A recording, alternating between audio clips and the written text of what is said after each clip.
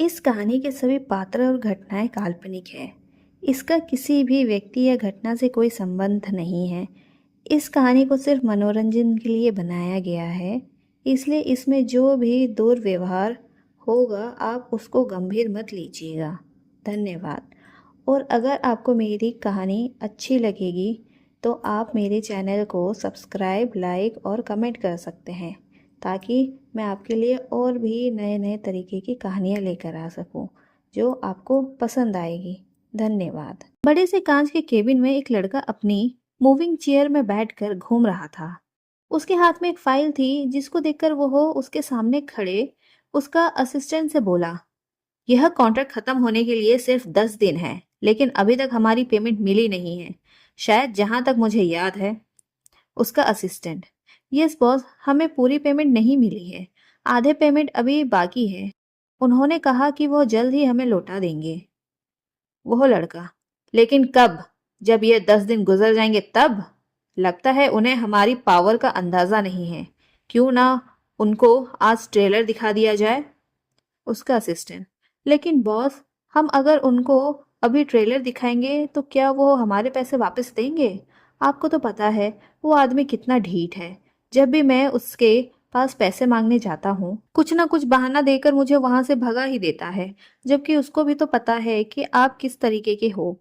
वो आपका ट्रेलर देखे हो या ना हो, उसको कोई फर्क पड़ता ही नहीं है।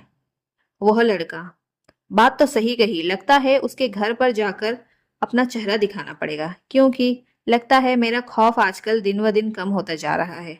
आखिर लोग भूल गए हैं कि मैं कौन हूँ। VR का खौफ हर जगह रहना चाहिए, लेकिन लोग उस खौफ को ज्यादा हल्के में ले रहे हैं, जिससे उन्हें पता ही नहीं चलता कि वह किसके सामने अपना मुंह खोल रहे हैं। उसका असिस्टेंट, यस सर, मुझे भी लगता है कि अगर उनकी फैमिली वालों को थोड़ा धमकी देंगे तो शायद वो हमारे पैसे लौटा दे।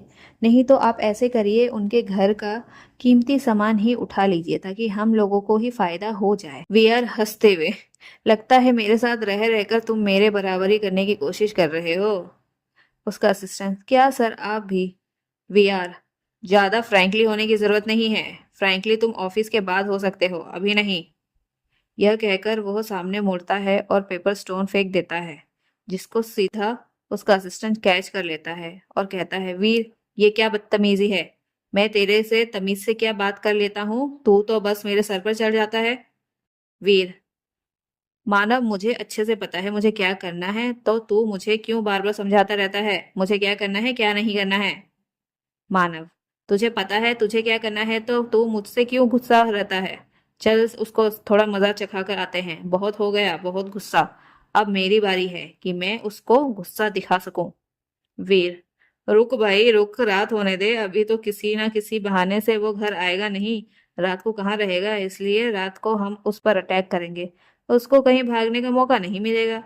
वही दबोच कर उसको लेकर आ जाएंगे। मानव, बात तो सही कह रहा है, चल अभी ऑफिस का काम कर लेते हैं, उसके बाद ही उसके घर के लिए निकलेंगे। वीर राठौर VR इंडस्ट्रीज का मालिक था। इसके आगे पीछे कई सारे कंपनियां अपना फ्रेंचाइजी के साथ कोलैब करना चाहती थी, लेकिन वो अपनी फ्रेंचाइजी इतनी सारी खोल कर रखा था कि उसको किसी के साथ कोलैब करने की जरूरत नहीं पड़ती थी। वह सिर्फ अपनी मेहनत पर भरोसा करता था, उसको किसी के ऊपर डिपेंड होना बिल्कुल पसंद नहीं था, और उसकी जिंदगी में प्यार मोहब्बत के लिए कोई जगह नहीं थी।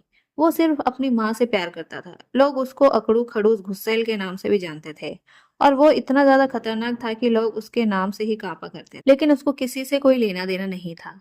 उसका एक ही काम था, अगर कोई भी उसका पैसा ले और वह वापस ना करे तो वह उसके घर को ही कब्जा कर लेता था और उनके घर को तुड़वा कर वहां पर अपना मॉल या फिर न्यू कंपनी बनाकर फ्रेंचाइजी खोल देता था। PR जो घर के बारे में बात कर रहा था वहां पर भी वह वही करेगा, लेकिन जिसका वो घर है वह उसको अभी तक घुमा रहा है, उसको हल्के में ले रहा है, इसलिए उसका अब असली रूप उसके सामने खुलने वाला है। तो देखते हैं वो अपना रूप कैसे दिखाता है उसको। अमीषा मीरा को देखकर बोली, माँ, आप इसका नाटक देखो, मैं चली किसी को सबक सिखाने के लिए। छवि अपना सर हाँ में हिला देती है और मीरा को पकड़ने लगती है। अमीषा मीरा को देखकर, नौटंकी कहीं की, यह कहकर वो अपने घर से निकल जाती है। सूर्य जो अपने घर में टहल रहा था और खुद से बड़बड़ा रहा था, यह अमीषा समझती क्या है खुद को? मेरे को नोट्स अच्छे खासे मिल रहे थे, मेरे नोट्स को सारा कबाड़ा कर दिया, उसको तो मैं देखना सबक सिखाऊंगा। उसने इतना ही कहा था कि तभी उसके दरवाजे में किसी ने दस्तक दी। सूर्य, इस वक्त कौन आ गया? सूर्य जैसे ही दरवाजा खोलता है, अमीषा सीधा उसका गर्दन पकड़कर उसको धक्का देकर घर के अंदर लेकर आती है और सीधे सोफे में पटकते हुए उसके ऊपर चढ़ जाती है और कहती है, क्या क्या करने गया था तू मेरे घर पर? तेरे को बोला था ना मेरे घर पर नहीं आने के लिए। सूर्य अपना गला छुड़ाते हुए, क्या कर रही है तू? पहले मेरा गला छोड़, तभी तो मैं कुछ बोलूंगा। अमीषा, पहले बोल, तभी मैं तेरा गला छोड़ूंगी। सूर्य, मैं तो तुझसे मिलने गया था, तुझसे नोट्स लेने के लिए, लेकिन मुझे क्या पता मेरा दरवाजा खोलेगी। और मीरा को देखकर मेरे दिमाग में बत्ती जल गई कि तूने तो असाइनमेंट किया नहीं होगा, इसलिए मैं उससे ले लेता हूँ। और वैसे भी तुझे तो पता है वो मेरे ऊपर लट्टू है, तो मैं जब चाहे उससे अपना काम करवा सकता हूँ, इसलिए मैंने उसी का फायदा उठाया। लेकिन तू भी उसी वक्त आ गई और मेरा सारा प्लान चौपट कर दिया। ये सुनकर हमेशा उसका और तेज गला दबाते हुए, मतलब तू ये कहना चाहता है कि मेरे माल पर तू कब्जा करेगा? मुझे अच्छे से पता है कि वो तेरे ऊपर लट्टू है, इसलिए वो बिना बोले सारा काम कर देती है। इसका मतलब ये नहीं है कि तू मेरे बदले का काम अपना करवा लेगा उससे, समझ आया? उस पर मेरा हक है और मैं ही उससे काम करवा सकती हूँ, तू नहीं। अगर उसको तेरी सच्चाई पता चल गई कि तू उसका इस्तेमाल कर रहा है, तो हमारा जितना भी काम होता है वो भी नहीं होने वाला है। इसलिए अपना मुंह बंद कर और जितना उसके सामने सिंपैथी दिखाना चाहता है उतना दिखा, ताकि तेरे चक्कर में मेरा भी काम हो सके, समझ आया? और मीरा को गलती से भी पता नहीं चलना चाहिए कि हम दोनों का चक्कर चल रहा है। अगर पता चला तो देख लेना, वो तो लोगों के सामने हम दोनों झूठा कपल बनने का नाटक करते हैं सिर्फ मीरा के सामने, लेकिन सबको असलियत में पता है कि हम दोनों कपल हैं। सूर्य अपने गले से हाथ छुड़ाते हुए उसको धक्का देता है और उसके ऊपर चढ़ते हुए बोला, अच्छा, तो घर में कौन चिल्ला चिल्ला कर कह रहा था कि मेरे बॉयफ्रेंड से दूर रहे, मेरे बॉयफ्रेंड से दूर रहे? तूने तो खुद सबके सामने ढिंढोरा पीट दिया, अब मैं क्या करूँगा? हमेशा वो मैं हैंडल कर लूँगी, मैं उसको बोल दूँगी कि वो मेरे मुंह से निकल गया, ताकि उसको इतना भरोसा हो सके कि मैं उसके माल पर कब्जा नहीं कर रही हूँ और यह दिखा सकूँ कि तू उसके ऊपर काफ़ी ज़्यादा ट्रस्ट करता है और जब भी कोई प्रॉब्लम हो तो वो तेरे पास आ सके और हम उसको धोखा दे दे। आया समझ में? ये सब कहते हुए अमीषा के दिमाग में कुछ चल रहा था, वो मन ही मन में सोचकर मुस्कुरा रही थी। इसी का फायदा उठाते ही सूर्य अमीषा को किस कर देता है। किसकी वजह से? अमीषा होश में आते हुए बोली, यह क्या? क्या किया तूने? सूर्य, जो हमेशा करता हूँ। क्यों अभी यह भी पूछकर करना पड़ेगा मुझे? अमीषा, नहीं, ऐसी कोई बात नहीं है। यह कहते हुए वो सूर्य को अपने ऊपर खींच लेती है और दोनों एक दूसरे को पैशनेटली किस करने लग जाते हैं। छवि मीरा को पकड़ती है और उसको अच्छे से जमीन पर बिठा देती है और बोली, हो गया तेरा नाटक खत्म? किताबें सारी जल जाने की वजह से मीरा को बिल्कुल भी होश नहीं रहता है। वह सदमे में चली गई थी कि वो आगे अब क्या करेगी। वही तो एक उम्मीद थी जिसके चलते वो सब हासिल कर सकती थी, लेकिन अब तो उसके पास वो भी नहीं है। उसका दिल पूरा टूट जाता है, वह कुछ नहीं बोलती है, वह पूरी एकदम ब्लैंक हो चुकी थी। छवि उसको ऐसा देखता देख उसको वहीं छोड़कर चली जाती है और खुद से बोली, मुझे क्या, मेरा काम हो गया। और वो पीछे पलट कर बोली, घर पूरा साफ कर दे, खाना भी बना दे, जितना सामान लेकर आए हैं वो भी किचन में रख दे। वैसे ही बहुत पढ़ाई हो गई तेरी, अब खर्चा उठाने का बस हमारे में नहीं है। ये कहते हुए छवि सीढ़ियों से ऊपर चली जाती है। काफ़ी टाइम हो जाने के बाद भी मीरा का कोई रिस्पॉन्स नहीं आता है। हमेशा जब वापस घर आती है तो पाती है घर वैसा का वैसा ही है और कुछ भी काम नहीं हुआ है। वह गुस्से में किचन की तरफ जाती है जहाँ पर मीरा अभी भी उसी हाल में बैठी होती है। उसको समझ आ जाता है उसको काफ़ी ज़्यादा सदमा लगा है, इसलिए वो उसको अपने झूठे प्यार के चुंगल में फंसाने के लिए उसके पास जाती है।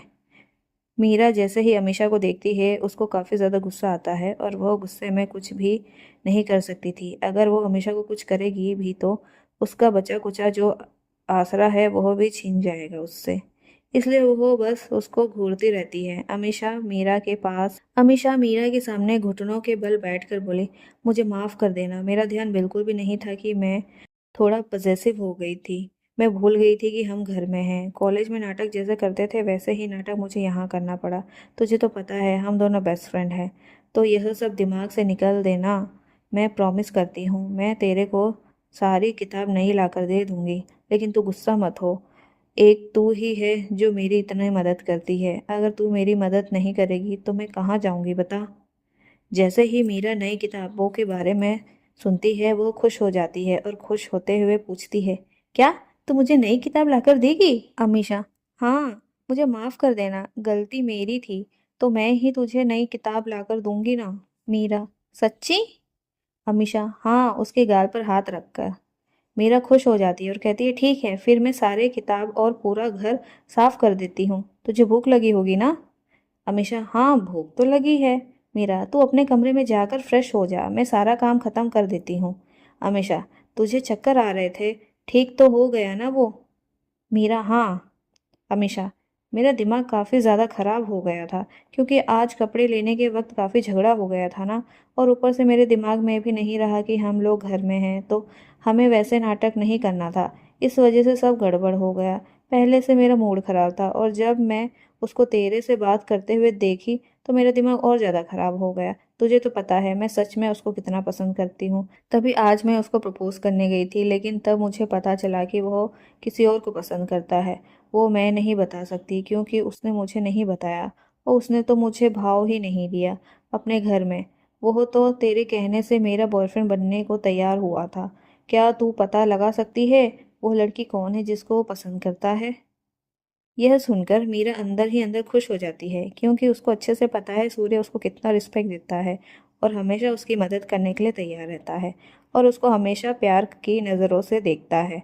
वह कभी भी अमीषा को इतना भाव नहीं देता है जितना वह मीरा को देता है। लेकिन कॉलेज में सबके सामने वो अमीषा का बॉयफ्रेंड बना था, लेकिन केयर वो हमेशा मीरा की ही करता था, हमेशा उसको प्रोटेक्ट करता था। यही सोचकर वो ब्लश करने लगती है, जिसको देखकर मन ही मन अमीषा खुश हो जाती है और कहती है, मुस्कुरा ले जितना मुस्कुराना है। मन ही मन, लेकिन झटका तो तेरे को उस दिन लगेगा जब सब पावर हमारे हाथ में होगे। जल्दी से बस ये घर हमारे नाम हो जाए, उसके बाद देख मैं तेरा क्या हसर करती हूँ। मुझे तो तेरी शक्ल देखने में भी परेशानी है और तू सपने सजा कर बैठी है, वो भी मेरे बॉयफ्रेंड से। ऐसा तो कभी हो ही नहीं सकता।